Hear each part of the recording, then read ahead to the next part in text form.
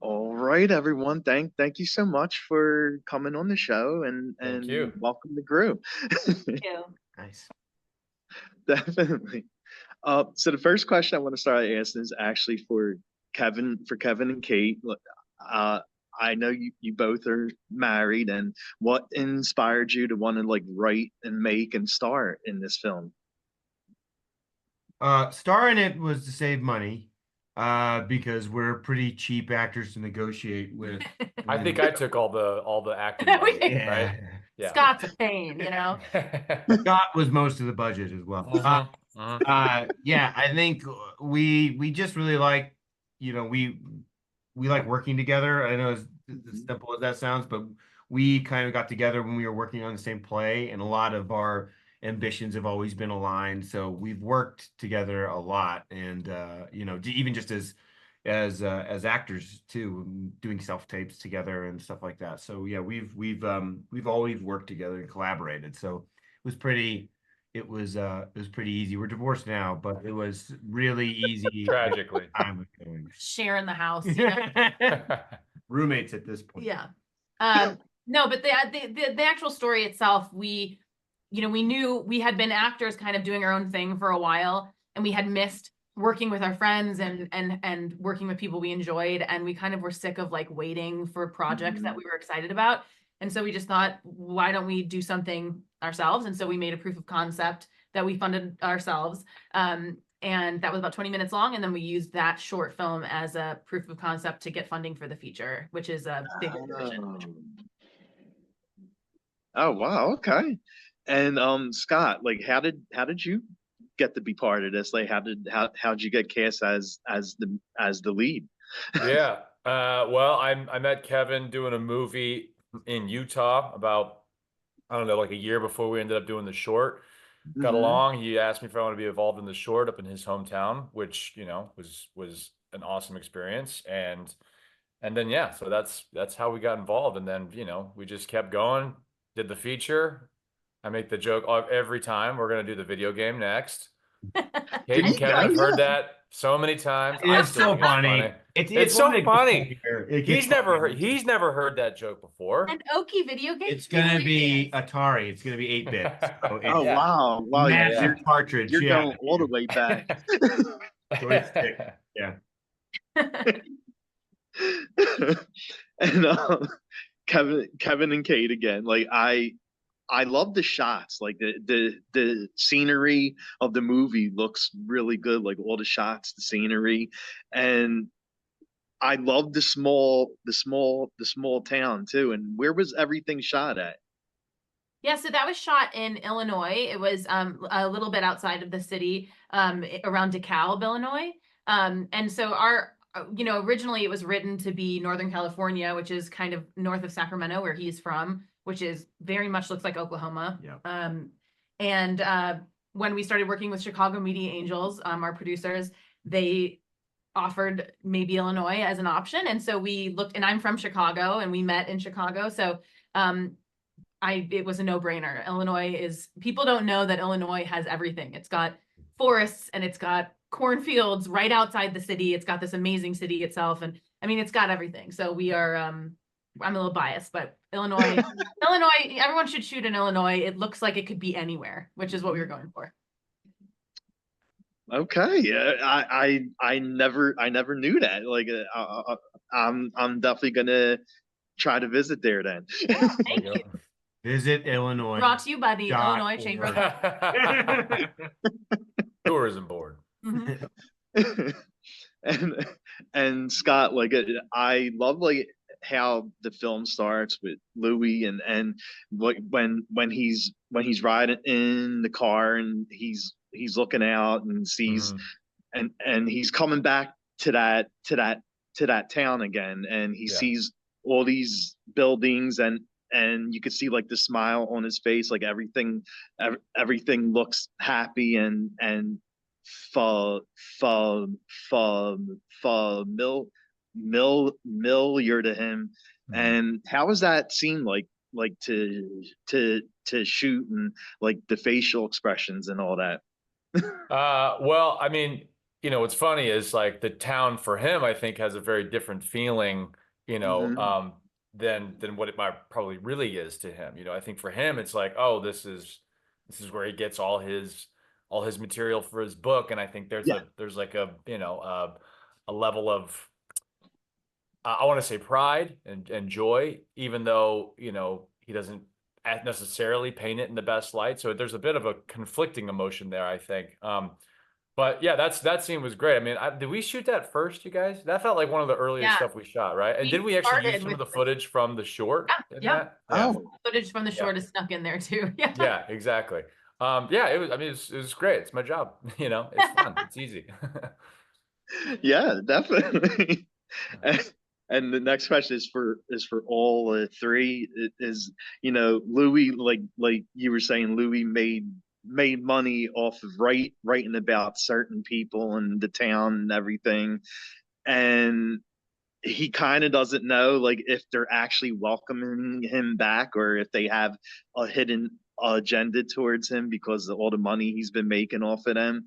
So what are your thoughts on like Louis and the town folks? Yeah, I think that that's a really relative thing as far as like his relationship with these people and what they think. And obviously, we're going through his POV.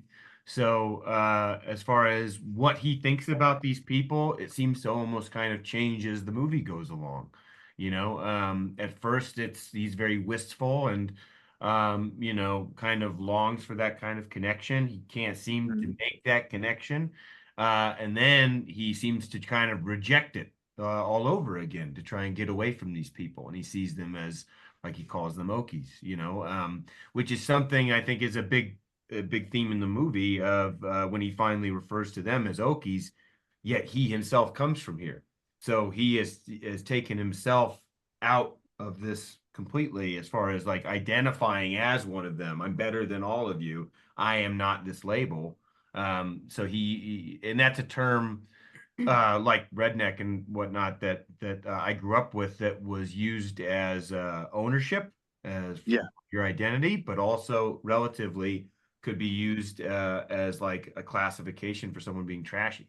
So it could be weaponized, it could be owned. So I think it kind of he seesaws and yaws between the two throughout the movie. And what about the what about Scott? Like what do you think about like Louis and you know how he feels about the town folks and the hidden agendas and all that stuff?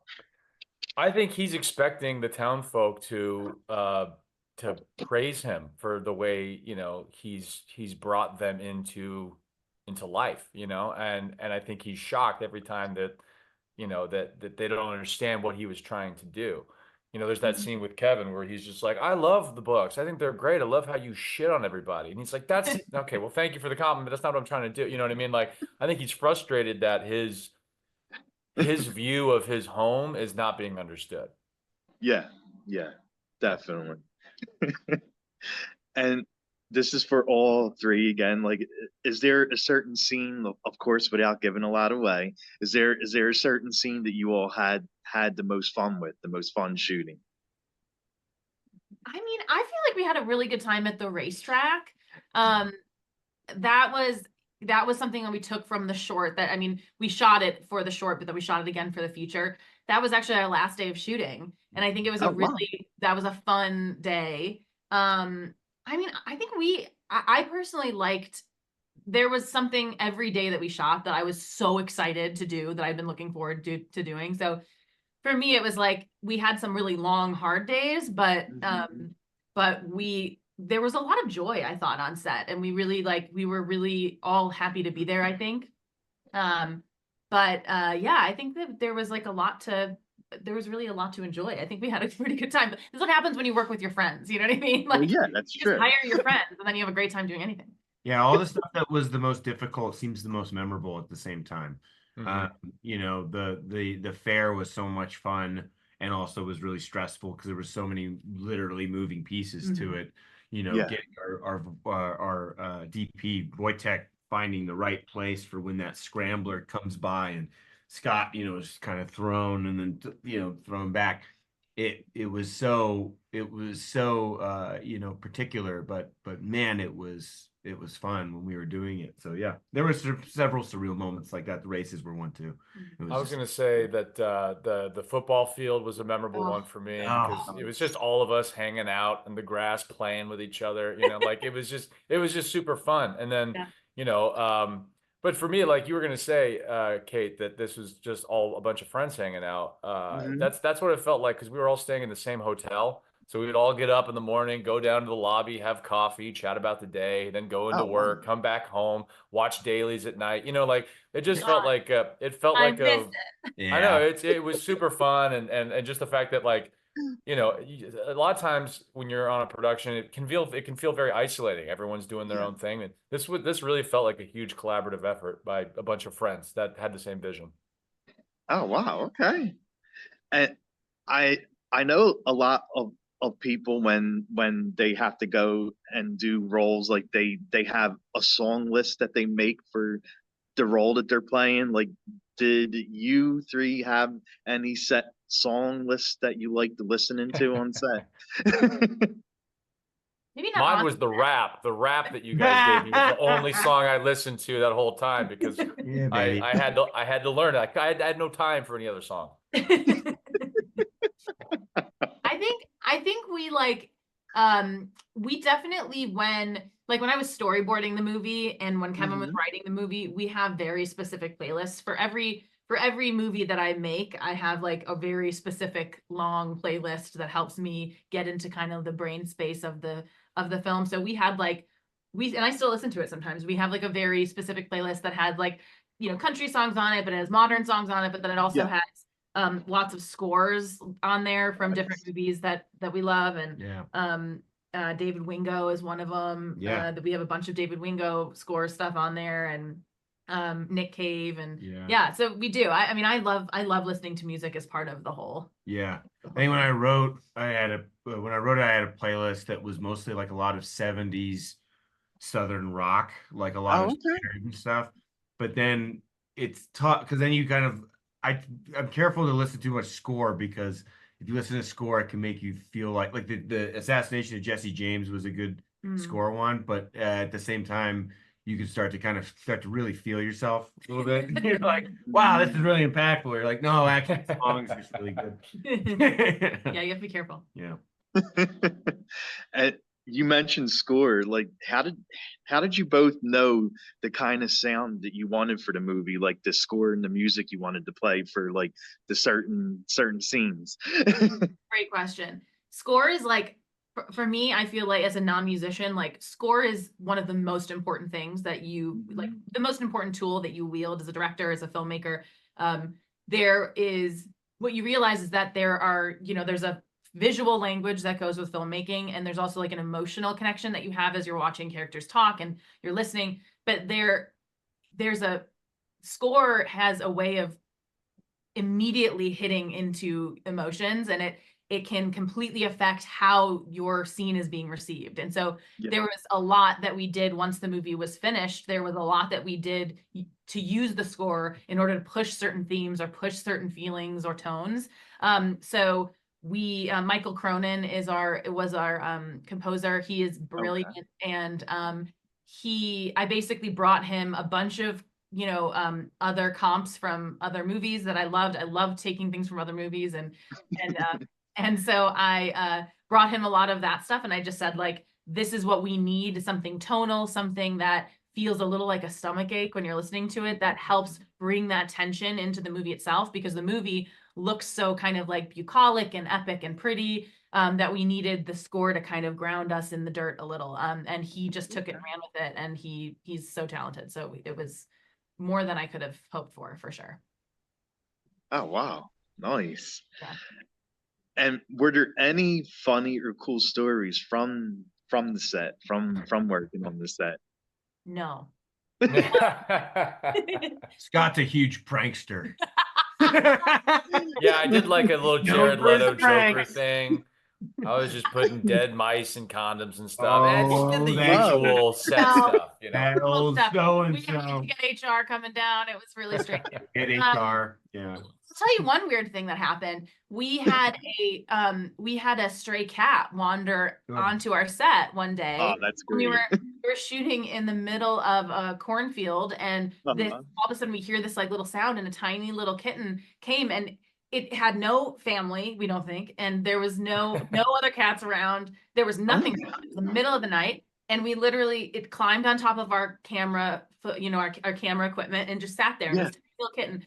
And by the end of the day, we were like, we have to take this kitten. Like, we can't leave this kitten here. And so one of our scripty actually took the kitten back to the hotel room, Amazon a bunch of cat stuff, and still to this day owns that cat. Oh, I believe she named it Louie as well. So, adorable. so that we saved a cat's life. Movies Wow. save lives. Movies save lives. Usually cats, but lives. Or we stole it from its family. I don't know. Multiple Making films and saving cats' lives. That's We like awesome. to do. That's the book. That's That's the book. That buddy. is the book. Save the cat. And I know we're coming up on time, so the last thing I'll ask you three is where could fans follow you three at and also watch the movie? Scott is at Scott Michael Foster at MySpace. .net. .net. AOL. Yeah. Yeah. I still use AOL. I'm the one person using Vine. You can find me on Vine. I don't think that exists anymore. I think all three of us are Instagramming it up. Yeah. Yeah. You can find us all on Instagram, but you Find us all know, on Instagram. whatever. Just go see the movie. Please right? watch the movie. Yeah. Um, How can we find the movie? On iTunes or Apple. You There can we get go. it basically anywhere that you rent movies. So you can pre-order it, but it comes out tomorrow. Tomorrow. Yeah, so please watch. Depending on when this Yes. comes. November 8th. November 8th. Okay. November 8th, November 8th November is when 8th. it comes out. November 8th is always the safe. Does he- Smart, Kevin. Smart. I'm the writer. Oh, Lord. Well, thank you so much for coming on and doing this. You are awesome and funny, and I'm happy you saved the cat. Thanks, Rocco. Yes. Appreciate it, Thank man. you, Rocco. Thank you, Rocco. Thanks, buddy. Thank you. Bye. See ya.